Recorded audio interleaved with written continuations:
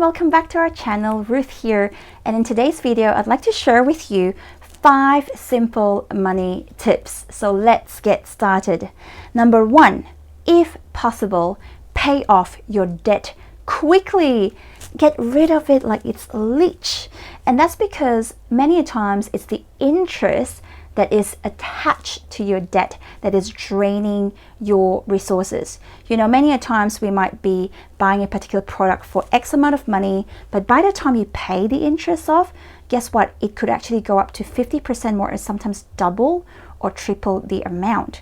Now you might have heard of like even mortgages nowadays. You know, you buy a house for, let's say, $400,000, but you know, by the time you pay it off in 30 years, you could be paying almost double of what you purchased it for. So if possible, try and get rid of your debt as soon as possible, because it's draining you. And that could be your credit card, that could be, you know, installment plans that you signed up for. So pay it off, and pay it off quickly. Number 2, reduce unnecessary spending. And that could mean to reduce buying coffee and tea outside, or reduce eating out and eating more at home. Now, I remember when I was a student here in Australia, it was very expensive, you know, to eat out, and I never used to even be able to afford, you know, buying a $5 cup of coffee or a $10 meal. And I used to just make, you know, my own meals. Now, thank God I'm out of that situation. I've paid off my student loan. You know, I'm in a stable financial position where eating out is no longer an issue.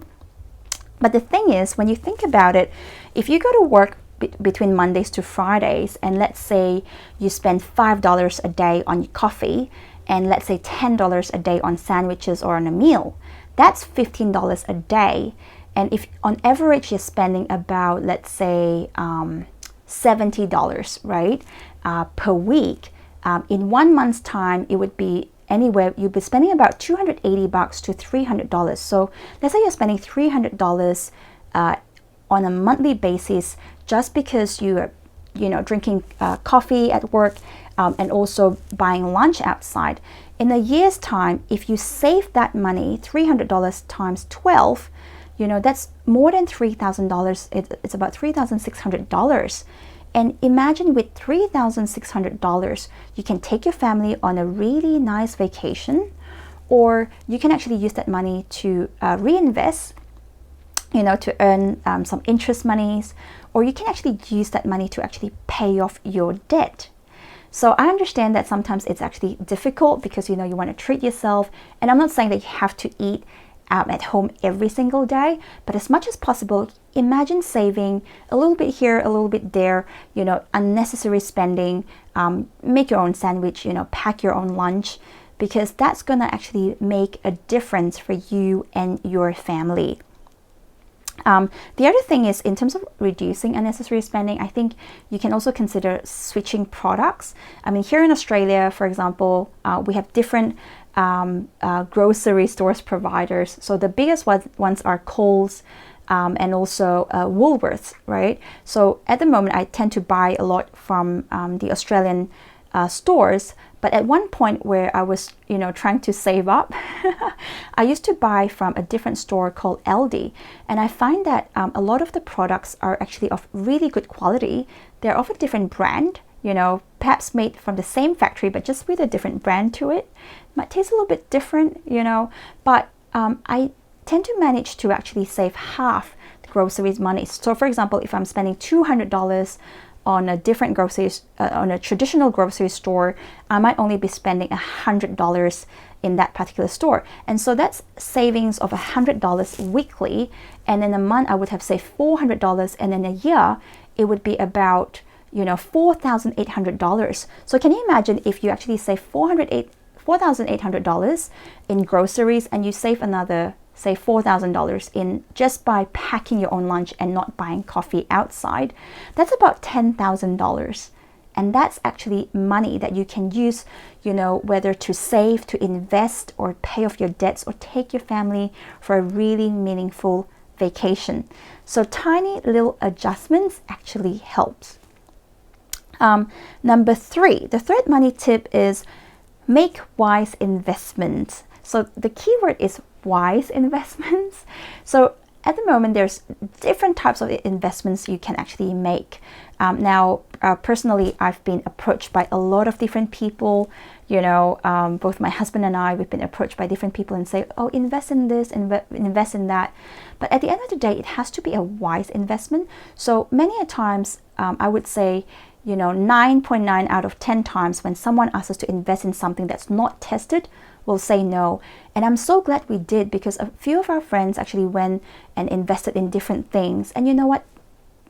They lost all their money because, whether it's a scam or I don't know.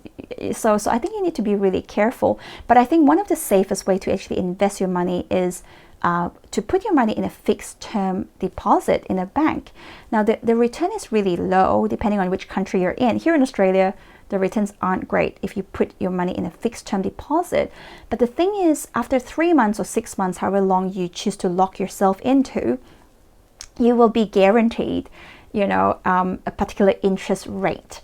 So I think that's one of the safest way. But there's also like stocks and bonds that you can invest in. The banks have contacted us multiple times and say, come and sit down with us.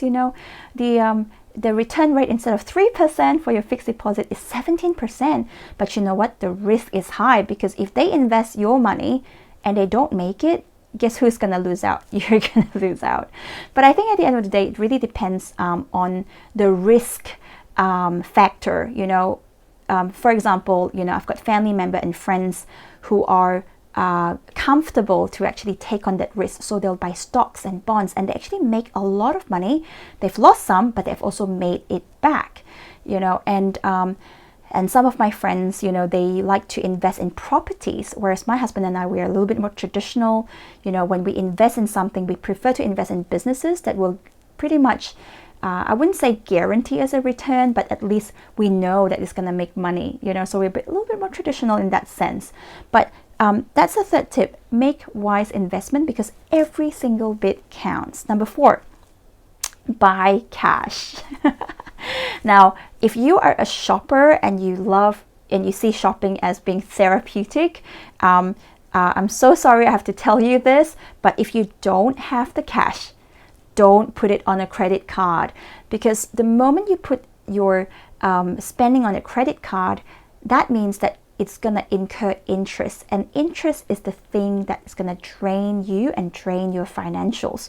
So as much as possible, if you don't have the money yet, save up and then buy later. Now, I'm not saying that for like emergency things. So let's say, you're a mom or dad and your fridge is not working and you don't have $1,000 to buy a new fridge, and you have to feed your kids. That's an emergency. So that's fine. If you have to put it on a credit card, do it.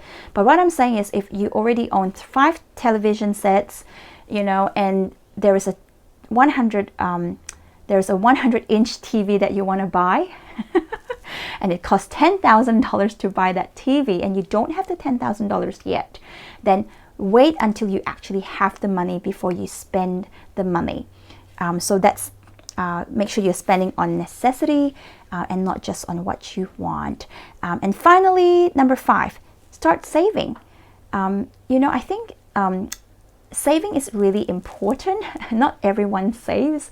I mean, I've got friends who have been working for the last, 20 years, and they probably turn over some like really good money. I've got a friend who actually turns over probably about $1 million a year, but they have no savings and they're still in debt, because every time the money comes in, I don't know what happened.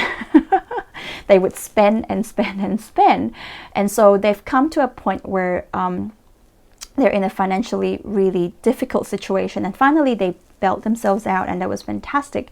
But what I'm trying to say is, I think it's important that we make wise decisions with our money, because whilst you might have the money right now, if you start saving, it will take the pressure off of yourself and off the families as well. And you can actually leave a better legacy for the children, for the generations to come. So if possible, start saving. Doesn't have to be a lot of money, but just a little bit of what you can save, because every single bit counts. So I hope that the contents of this video was helpful to you today, and thank you so much for taking the time to watch the video. And before you go, would you be so kind to hit the like and subscribe button so we can keep you motivated, and it's going to mean the world to me. Thank you so much, and I'll see you next time. Bye.